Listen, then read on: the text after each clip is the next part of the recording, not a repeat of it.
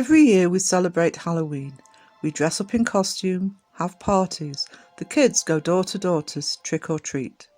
However, the origins of the festival are largely forgotten. We spend October buying decorations and novelty items to spend a few hours being given license to scare, to be scared, to dress up as monsters and be who or what we are not. But did you know Halloween can be traced back to an ancient Celtic festival known as Samhain?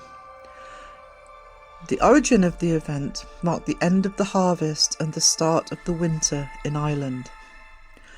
The 1st of November marked the Celtic New Year, and Samhain was on the 31st of October, the day before. It was seen to be a time where the veils separating us from the spiritual world thinned, and so Halloween became associated with ghosts, fairies, and other mythical and supernatural creatures.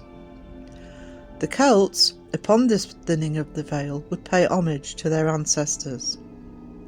But when the veil thins, all manner of evil entities could also cross the world. And so it is said, the Celts would dress their children as demons and mark their doors with blood to confuse the visitors. The thinning of the veil between the worlds was also seen as a time for spirits to cross over in both directions.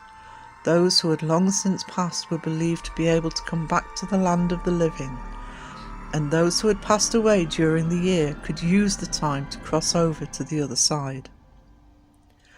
As well as both children and adults dressing as demons and wearing masks, other rituals were performed. People set fires in the home and on hilltops to scare away evil spirits. Some people would take part of the flame home for protection. The bonfires were also seen to burn up and destroy evil influences. Other spirits connected with this festival in Ireland are as follows. Jack-o'-lanterns. They originated in Ireland, and it is allegedly based on folklore. The story states that a man named Stingy Jack repeatedly trapped the devil. He would only release the devil after being promised that he would never go to hell. However, when Jack did pass away, heaven didn't want him, so he had to walk the earth as a ghost forever. The devil gave Jack a lump of burning coal in a carved-out turnip to light this way. The Irish began to refer to this ghostly apparition as Jack-o'-lantern. Fairies, if angered, as I've already covered, have a darker side to them. And connected with the festival of Samhain, the evil fairy known as the Pucha is better known as a shapeshifter. It will take on animal shapes and wreak havoc upon the livestock. The Vormonians and leprechauns would try to steal earthly treasures, gold, grain, milk, and even children to take back to the other world. Also the Banshee, a female fairy, who warns of impending doom with a piercing wail and is often heard before a funeral procession. The tradition of trick-or-treat, there are 3 theories. 1.